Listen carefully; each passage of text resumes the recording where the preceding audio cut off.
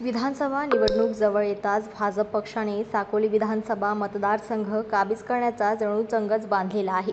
साकोली विधानसभा संघ एकेकाळी भाजपचा बालेकिल्ला म्हणून ओळखला जायचा. मात्र मागील 10 वर्षात या मतदारसंघात बरीच उलथापलट झालेली आहे. ती पाहता भाजपला साकोलीचा गड काबीज करणे आता त्यांच्या अस्तित्वासाठी महत्त्वपूर्ण बाब झालेली आहे.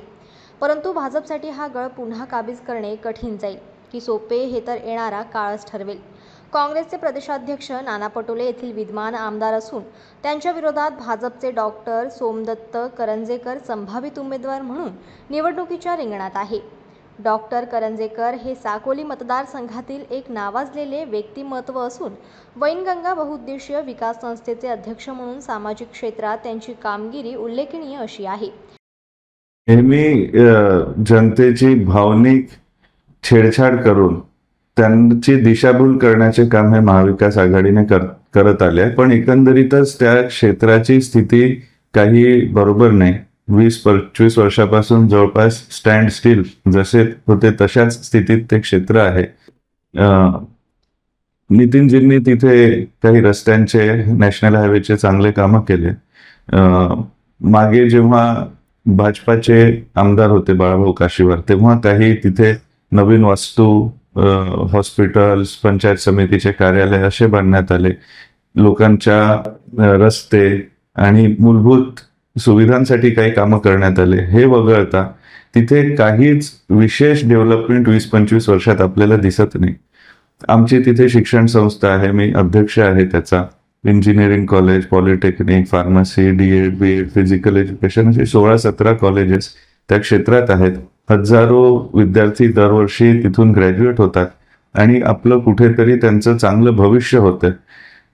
पण ही खंत आम्हाला नेहमीच असते की इथून शिकणारे विद्यार्थी, ठीक आहे, ज्यांना मला ऑस्ट्रेलियाला जायचं आहे, मला अमेरिकेत जायचं आहे, गल्फमध्ये फ्युचर बनवायचं आहे फायर इंजिनिअरिंग करून, अशा उद्देशाने आपलं करिअर घडवतात, हे ठीक आहे. पण ज्यांच्या गरीब आई वडिलांनी त्यांना शिकवून त्यांना सक्षम केलं आज, पण पायावरती उभं राहायला बाहेरच पलायन करावं लागतंय. पुणे, नाशिक, संभाजीनगर, हैदराबाद, गुडगाव, आणि आई वडिलांच्या सोबत राहून आता म्हातारपणात त्यांची सेवा करता येत नाही, त्यांना पलायन करावं लागतंय. तर ही स्थिती काही बरोबर नाही असा माझा पवित्र आहे. आणि सामाजिक क्षेत्रात तिथे आरोग्य क्षेत्रात मोठं काम आहे. एक 12,000 आतापर्यंत निशुल्क चष्मे वाटप, 4-4.5 मोतियाबिंदू चे तपासणी, सिकल सेल थॅलेसेमियावरती तिथे मोठं काम आहे आमचं. आणि बाकी सामाजिक याच्यात पण भजन स्पर्धा असो, भागवत कथा, हे सगळे असो, युवकांमध्ये कबड्डी, क्रिकेट स्पर्धा. तर काल रात्री 3 वाजेपर्यंत आम्ही कबड्डीचे तिथे सामने रंगले. आणि युवकांसाठी मोठे मोठे जॉब फेअर असो, स्टार्टअप समिट असो, सुरू असते. त्यामुळे जनतेचे प्रेम आहे, त्यांचा आग्रह आहे, त्याच्यामुळे मी तयारी करत आहे. मी सध्या माझ्याकडे कोणती संविधानिक पद नाही, तरी पण या सगळ्या क्षेत्रांमध्ये, जसं की तुम्ही पहिला मुद्दा रोजगाराचा सांगितला, तर तिथे मी दरवर्षी 2 मेगा जॉब फेअर घेतो. जवळपास 250-300 विद्यार्थ्यांना जॉब फेअर मध्ये लेटर्स मिळाले. 45,000ची पण नोकरी त्या ठिकाणी मिळाली. त्याच्यानंतर स्टार्टअप्सला तिथे वाढवण्यासाठी, स्वयंरोजगाराला वाढवण्यासाठी निशुल्क मार्गदर्शन, त्यांचं आम्ही रजिस्ट्रेशन करून देतो आणि 2 लाखापर्यंत सीड मनी म्हणजे बीज भांडवल आम्ही त्यांना तिथे देतो. त्याच्यानंतर जे पारंपरिक उद्योग आहेत त्यांना प्रशिक्षण, 6 प्रशिक्षण केंद्र मी तिथे कौशल विकास सोबत उघडले. त्यांना प्रशिक्षण, त्याचं प्रॉपर मार्केटिंग आणि एक्सपोर्ट किंवा भारतात ई-कॉमर्सद्वारे त्याला सेल करायचं, अशा प्रकारे आम्ही मदत करतो. आणि ई-कॉमर्समध्ये आता जवळपास 1 लाख रुपये महिना कमवणारे पण तिथे आमचे इन्क्युबिटीज आहेत. तर असे माझे कामं सुरू असतात. कोसा, मासेमारी यासाठी काय करताय, तर लाखेचं क्लस्टर तिथे आहे, त्याचं मी प्रशिक्षण केंद्र उघडलं. त्याच्यानंतर तिथे दुग्ध उत्पादनासाठी मापसू सोबत टायअप करून आम्ही कार्यशाळा घेतली. त्याच्यामध्ये एम्ब्रिओ ट्रान्सप्लांट म्हणजे टेस्ट ट्यूब बेबी ज्याला म्हणतो आपण, तसं करून एका हायब्रिड ब्रीड मधून प्युअर ब्रीड कशी बाहेर येईल आणि ती 20-25 लिटर देईल, असे प्रयोग तिथे सुरू आहेत. त्यामुळे हे लोकांचं प्रेम आहे. लोकांचं प्रेम नसेल तर माझी काही लायकी नाही आहे. जेव्हा अतिवृष्टी झाली आमच्या 3 तालुक्यात, त्याचं नुकसान झालं. मुख्यतः लाखांदूर तालुक्यात खूप नुकसान झालं. आणि काय झालं, जो आपल्या गोसेखुर्दचा डावा कालवा आहे तो अजूनही ओपन आहे. तो चुलबन नदीला पुढे जोडलाच नाही आहे. आणि तिथे मोरे साहेबांशी जेव्हा आमच्या लोकांनी संवाद साधला की हा तिथे समोर जोडायला आणि जिथे तो दबला आहे त्याचं स्टोन पिचिंग करून त्याची हाईट वाढवणे, हे सगळे रिपेअरिंगला किती खर्च आहे, तर त्यांच्या मते काही विशेष खर्च नव्हता. एक 65-70 करोड रुपयाचा खर्च होता. असं असून पण दरवर्षी त्या क्षेत्रामध्ये ही स्थिती येते. तिथे धान म्हणजे लावल्या जाते आणि मग ते सडते, परत लावल्या जाते. अशी स्थिती यावेळेस असं 2दा करावं लागलं. त्याच्यामुळे शेतकऱ्याची काहीच आमदनी राहणार नाही. सगळं खर्च म्हणजे त्याच्यातच गेलं. पण या बाबतीत मला वाटतं की कुठेतरी तिथले विद्यमान आमदार आणि प्रदेशाध्यक्ष आहे ते असंवेदनशील आहे. इतकंच नाही तर त्या क्षेत्रात जाऊन खासदारांनी तिथे आपलं काय म्हणतात फ्लड टुरिझम करणं आणि अरे फवारा बरोबर नाही उडलाला म्हणून परत त्या गाडीच्या बोनेटवर बसून शेतकऱ्यांची काही थट्टा करण्याचं काम केलंय. तर हे कामं नेहमी होतात. तिथे नानाभाऊ शेतकऱ्यांच्या नावानी वरती ते राजकारण करतात, पण खाली शेतकऱ्यांना काही मदत होत नाही. हे बरोबर आहे की तिथे पक्ष माझा सकारात्मक विचार करत आहे आणि तिथे एक नवीन विजन असलेला, कारण असं म्हणतात की if you want to get different results you have to do different things. If you do the same things you will get same results. त्यामुळे नवीन पद्धतीने आता आपण बघतो की रस्त्यांचे नाविन्य, रस्ते कन्स्ट्रक्शन मध्ये नाविन्यपूर्णता आली, शेतकरी म्हणजे आपल्या ऍग्रिकल्चर मध्ये नाविन्यपूर्णता आली, वेगवेगळ्या क्षेत्रांमध्ये औषधी क्षेत्रात नाविन्यपूर्णता आली.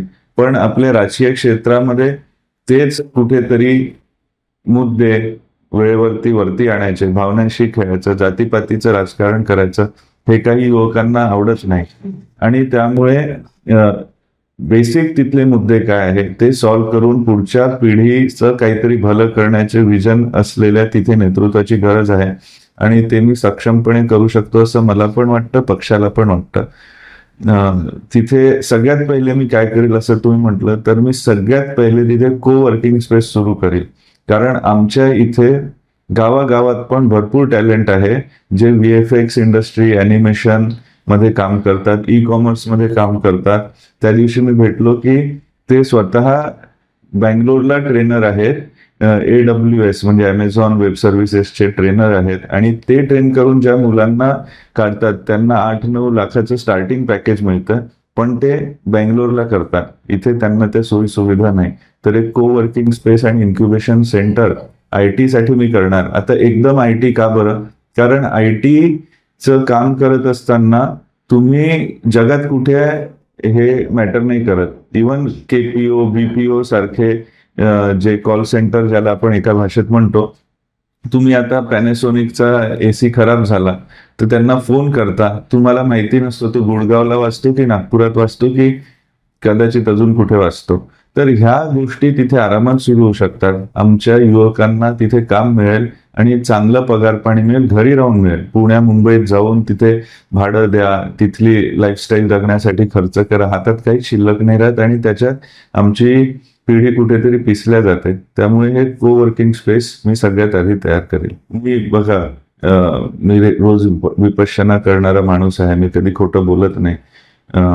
माझं प्रामाणिकपणे समाजाला काय योगदान करता येईल, जीवने यावद आदानम स्यात् प्रसादम ततोधिकम इत्येषां प्रार्थनास्माकं भगवान परिपूर्यताम. म्हणजे देवा तुझ्या चरणी हीच प्रार्थना आहे की मला जे मिळते त्यापेक्षा जास्त देण्याचं सक्षम मला कर, ही प्रार्थना आहे. तर हेच मी मानतो आणि त्याच्यामुळे मी समाजासाठी काम करत आलो, करतच राहील. पण काही संवैधानिक पद असेल, आता तिथे आमच्या लाखोरी पट्ट्यात सालेभाटा, मासलमेटा, लखनीचर पाण्याच्या समस्या आहे. आम्ही कुठे बोरवेलला मदत करतो, त्याच्यानंतर अजून कुठे टँकर आणायला मदत करतो, पण त्यांनी तिथला बेसिक पाण्याचा प्रश्न सॉल्व्ह होत नाही.